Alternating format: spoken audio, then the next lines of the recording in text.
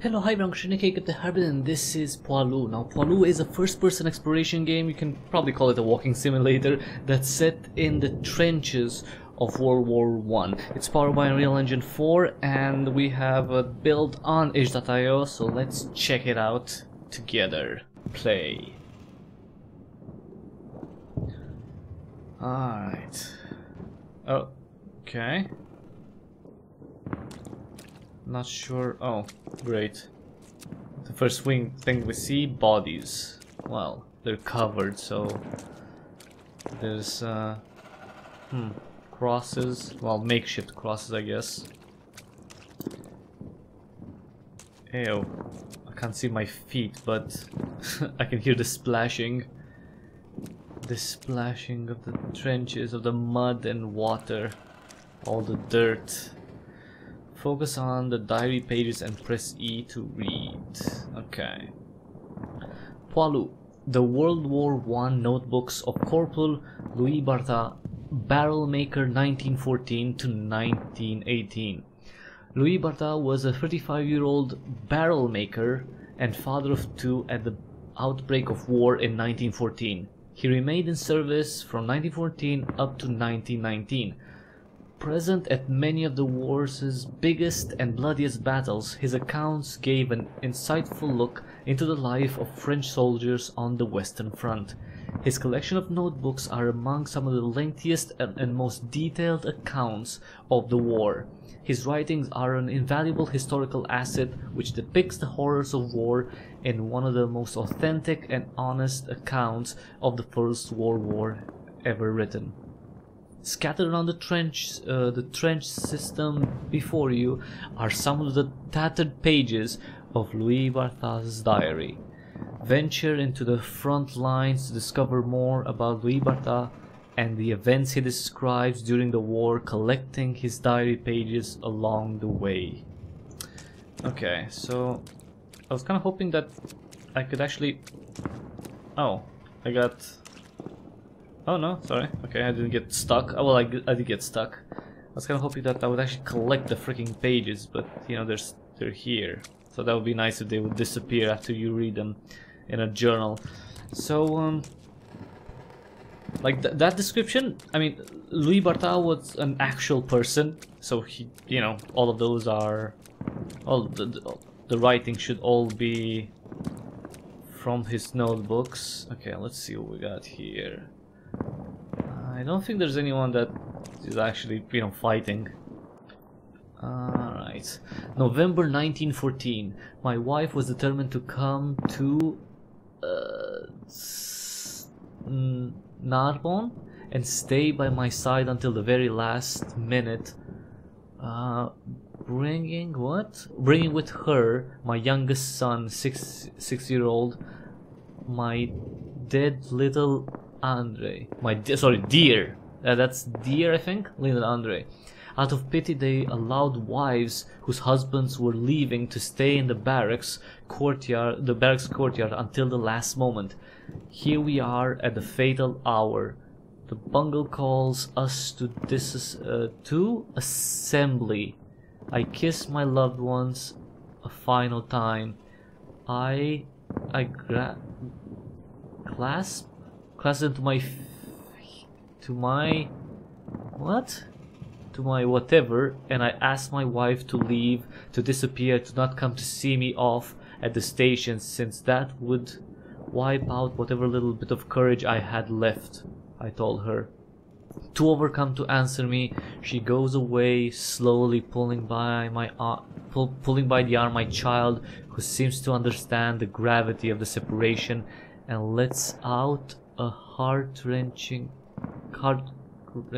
wrenching. The text needs to be like the font needs to be better. Papa. Oh, he was calling for his dad. Yeah. How this cry from my own flesh and blood, this cry of nature, bowl me over. Poor little one. Will I ever see you again? I asked myself, breaking up. But I had to pull myself together. You couldn't march across town with your eyes full of tears like a crybaby. we all put on steady, serious faces. Okay, so that's when he left. I mean, he survived, by the way. So it's, I mean, as you know, tragic that separation might be, he did actually survive, and he lived a pretty long life. He lived like 70 to be 72. So that's quite. Oh, another page. He died in like 1952. January 1915. What the month of January was like, what we suffered through, I won't even try to describe. I would never have thought that the human body could withstand such trials. Almost every morning was dry white frost, which formed icy stalactites hanging on our beards and mustaches and refrigerated our feet. Then during the day or the night, the temperature would rise and the rain would fall, sometimes in a downpour, filling with mud and water our trenches, which became rushing streams, irrigation canals. It was enough to make you wish to turn to frogs. It's kind of, actually, that's kind of funny in a macabre way. To do battle with the sleeplessness, the fatigue, the cold, the thirst, the hunger, the men took to drinking poison, the harmful alcohol which the rationers brought from Aniqui, where the merchants sold it for 25 or 30, whatever that is, per liter. You can imagine what precious liquor were in this dubious mixture. Some got to the point of absorbing a liter a day. The most sober were happy with a quarter or half liter.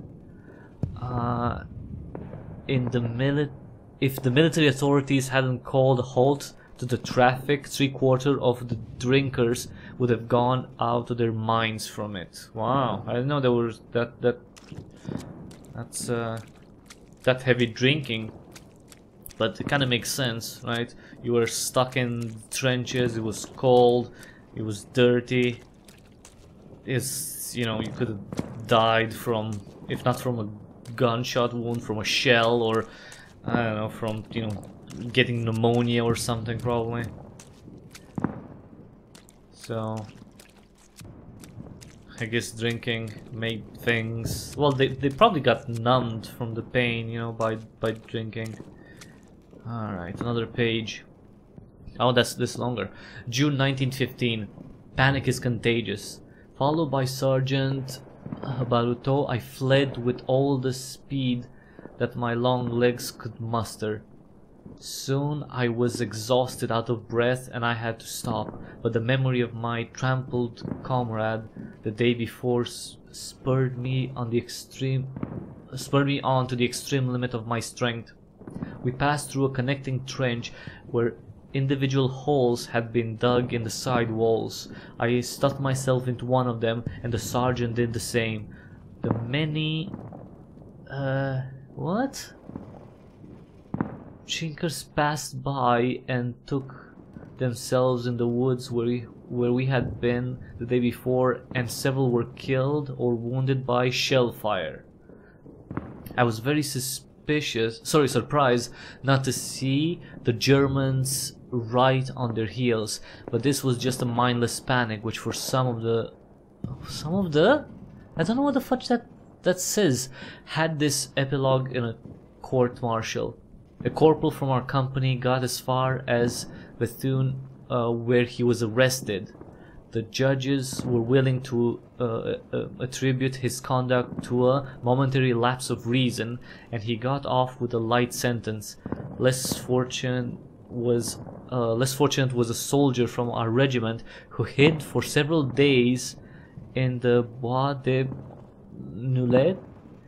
He was condemned to death and legally murdered by 12 French bullets at whatever that town is. It was said out loud that for the case of this unfortunate trooper, the judges were inclined to be indulgent, but our odious new captain, Monsieur Meviel, something like that, from okay, so city in freaking France, acting in the function of police chief, demanded the strict application of the military code. But I don't have proof of this since the public wasn't admitted to the parody of justice. Well, of course. Okay, so, you know, people were, well, some soldiers, I guess, were trying to escape. And yeah, you don't want to try that. I mean, that's treason. Oh, can't go in. That is freaking treason. Whether you agree with it, okay, or not. You're gonna get... what do we have here? Oh, I wish I could drink all this. Well, some of this at least. Okay, let's see what's down. Oh, another page. Whoa! That went dark fast. Okay. Okay. December 9th, 1915. I suggested to Sergeant Fowler, who commanded the section, the idea of digging a trench of a stretch of communication trench in a straight line to the Tranchée du Moulin. This could have avoided a big elbow-like curve and numerous sharp detours which the Puyo made? Puya? I don't know what that is. Digging it less deep and in earth less turned over and moved around, we could certainly keep it practicable with less effort. This idea was submitted to the captain. He in turn consulted the commandant, sorry, about the weighty matter. The prudent, okay, took it to the colonel, who spoke about it with the general, who hesitated because of the effect it might have on the symmetry of the sector. Can you believe that? Meanwhile, it became more and more necessary that something had to be done because the Mercier was disappearing into a virtual lake. In this period, the situation of the frontline troops was truly lamentable.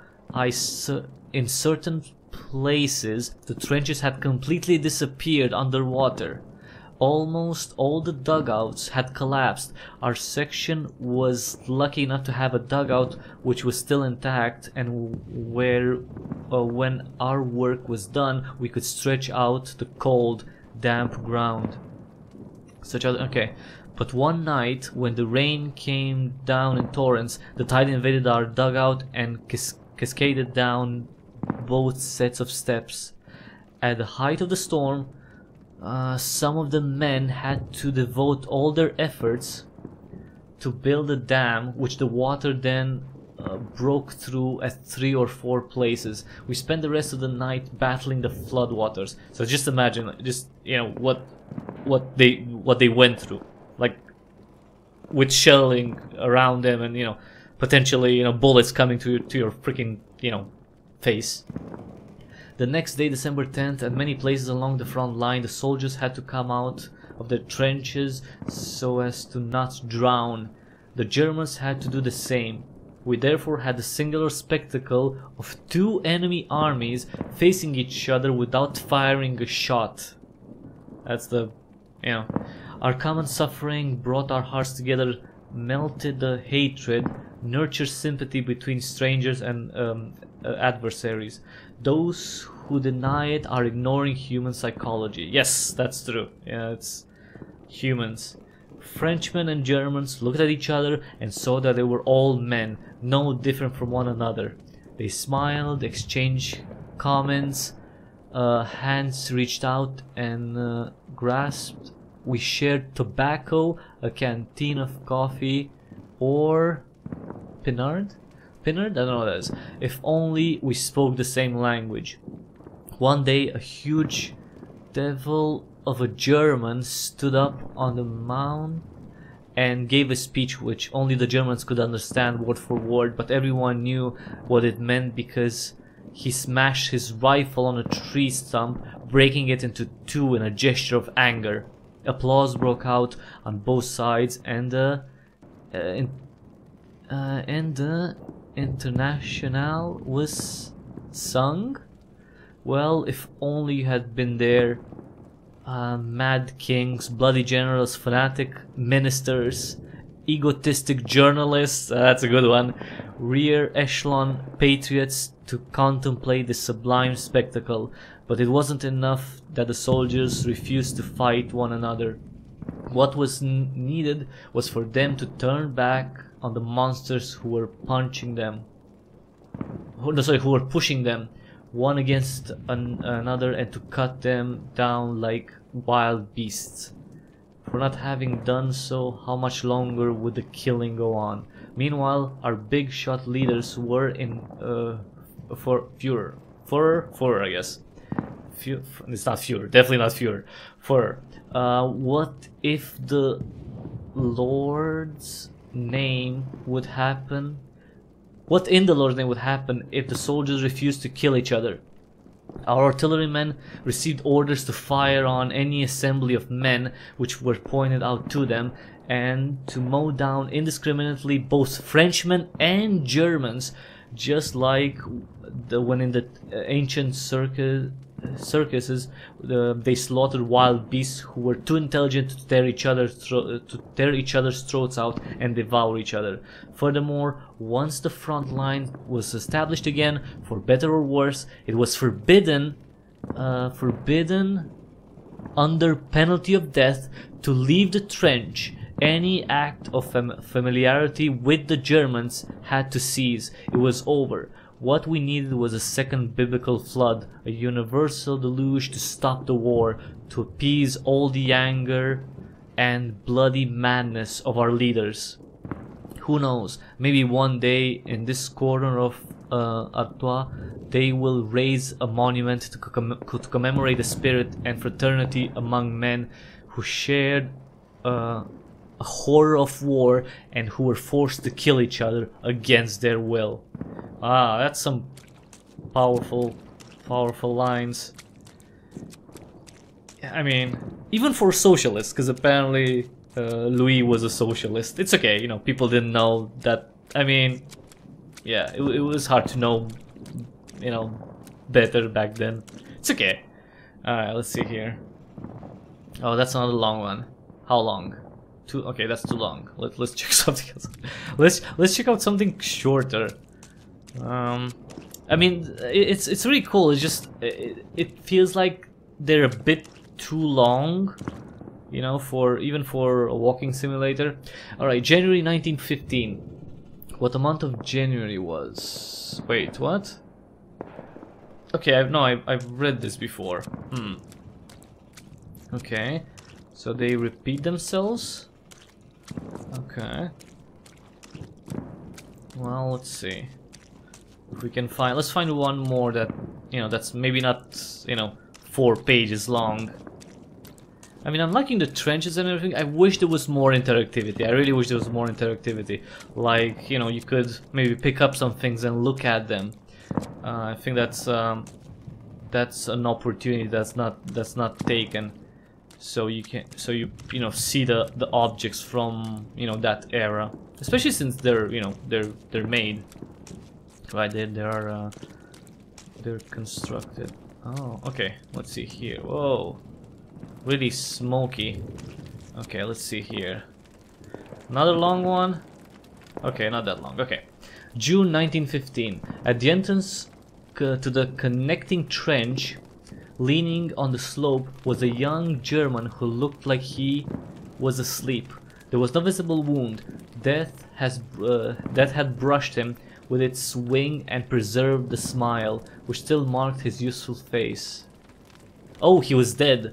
There was no one here but the dead, I exclaimed, retracing my path. I headed to the right, where I finally found some living souls with haggard eyes, leaning on each other in 3s and 4s like frightened beasts, silent, not even looking around. They seem indifferent to the fierce What? Cannonade? What? Which hadn't seized. But what's this? Has hell opened up under our feet? Are we right at the rim of a furious volcano? The trench is filled with flames, with sparks, with bitter smoke, the air unbreathable. I hear hissing, cracking, and alas, yes, the cries of pain. Sergeant Verger has scorched eyes. At my feet, two miserable creatures are rolling on the ground, their clothes, their hands, their faces on fire like human torches, and in the trench everything is on fire. Blankets, tents, clothes, sandbags. The Germans had just fired some sort of incendiary liquid on us. What's more, a pack of signal fuses has just ignited, and that's what's causing most of the noise, the most sparks and the most smoke. My two arms protecting my face, I flee from this hell, my senses completely overturned. I rejoin my squad. They tell me that my eyes stared vacantly wildly, and that I spoke incoherently, but that didn't last, and I quickly got out of it. Huh. Alright. Oh. So, you know what, I think I'm gonna, I think there's more to find here, but, you know, I'm gonna let you discover more if you're interested. It's really cool to have, you know, something that tells the stories of, you know, those times, especially in a walking simulator. Well, in an exploration game. I think this works really well. You know, the setting works really well with the genre because it is trench warfare. So it's not like you were moving, right? But it was, you know, you were pretty much a rat in a freaking maze. So you know, if you wanted to go somewhere, you were just limited by the, you were pretty much limited by the trenches. You couldn't just, you know, poke, you could just walk away from them. So I kind of like that, you know, that it's an exploration game and it takes you to the trenches. Now again, if you want to read more, find out more, check out the game. It is available on itch.io. It's not finished, and I definitely think it could be improved to make it a bit more, I think I came through here, to make it a bit more legible. Well, that's for the text, you know, the font could be different, and other than that, you know, maybe some extra detail on the items, maybe, I don't know, maybe even some bodies, unless, you know, someone is squeamish to see, you know, dead pixels on the screen. But, you know, that was a reality back then, so, you know, maybe that could be added. But yeah, for now, everyone, that was Poilu. If you are interested in it, check out the link in the description below. Thanks so much, everyone, for watching. If you like this video, please give it a thumbs up right quick. And if you like what I do here, consider subscribing. That would be actually immensely helpful if you could subscribe. Tell other people about the channel, spread the word, check out the back catalog too, because I have over 2,220 videos, so there's tons and tons of games, mostly indie games to discover on there. All you have to do is take a look. And if you can, take half a minute to see the ways through which you can support me. They're all in the description below. You can either give me a direct donation through PayPal, or you can support me with the purchases that you make on the Epic Games Store, the Humble Store, Fanatical. All you have to do in those cases is either use an affiliate link or a creator tag. It costs you absolutely nothing extra. So it's a very small thing that you can do, but it goes a long way, and it's super important as I try to, you know, get some revenue from the channel and continue doing this for, you know, for hopefully a very long time. Another way to help out, download the Brave browser, try it. It's a browser that's based on Chromium, so it's going to be very familiar to you. If you use Opera, if you use Chrome, it's a browser that puts a lot of emphasis on privacy. It has a built-in ad blocker, it blocks trackers. I've been using it for more than 2 months now, and it replaced Chrome for me. and it might do that for you too, so check it out. There's a link in the description. I think you're gonna like it. I definitely recommend you try it. And yeah, that was it, everyone. Thanks so much for watching, and until the next time we see each other, have an awesome day.